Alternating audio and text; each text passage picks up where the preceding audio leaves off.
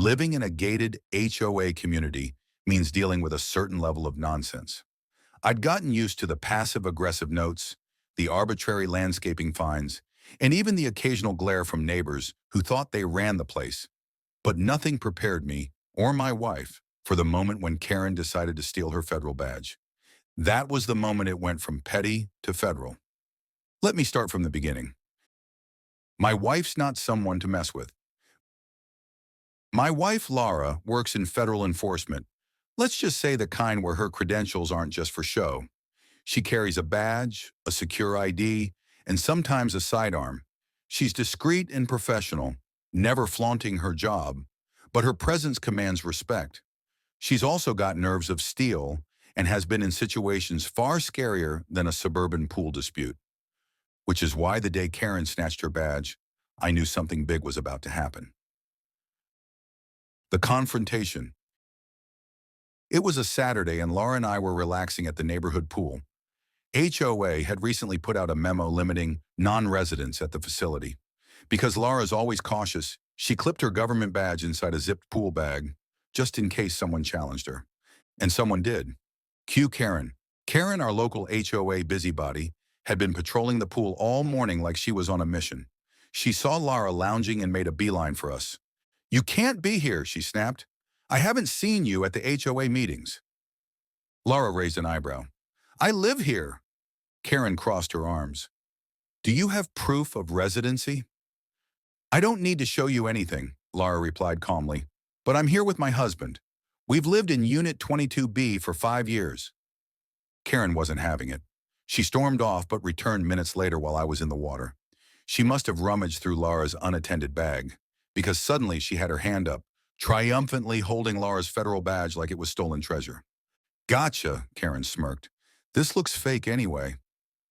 Laura stood up slowly, her voice cold and steady. "You just made a serious mistake." The technology Karen didn't know about. See, Laura's badge isn't just a piece of metal. It's RFID enabled, embedded with a GPS chip, and tied into her agency's alert system. If it leaves her possession without proper authorization, it triggers an instant notification, not just to her phone, but to her headquarters. Within 60 seconds, Laura's phone vibrated.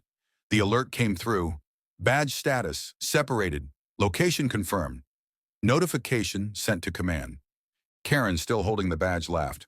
"Oh, please, you really expect me to believe this does anything?" That's when Laura's phone rang. She answered. "Yes, I'm aware. She just grabbed it." "No, it's not secure. Still in visual range? No threat, just a civilian overstepping. Copy that." Karen blinked. "Wait, who was that?" "My command center," Laura replied. "They're already tracking the badge's location. Your fingerprints are now logged. I'd recommend setting it down right now unless you want this to escalate into a federal charge." Karen turned ghost white. The fallout. Karen dropped the badge like it burned her and started babbling excuses. "I was just making sure it wasn't fake. I'm on the HOA security committee." "No, you're not," I said, walking up behind her. "There's no such thing as an HOA security committee." Within minutes, the community security manager arrived, followed closely by a patrol unit from the local police, both alerted by Laura's agency through protocol.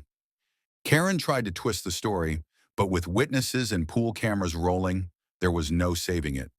She was cited for theft of government property, temporarily banned from HOA common areas, and served with a restraining order, preventing her from approaching either of us again.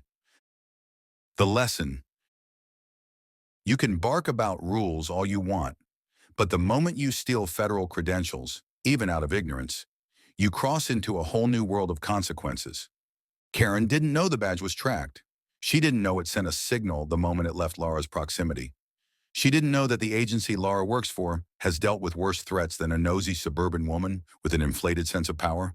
But now she does. And so does everyone else at the next HOA meeting.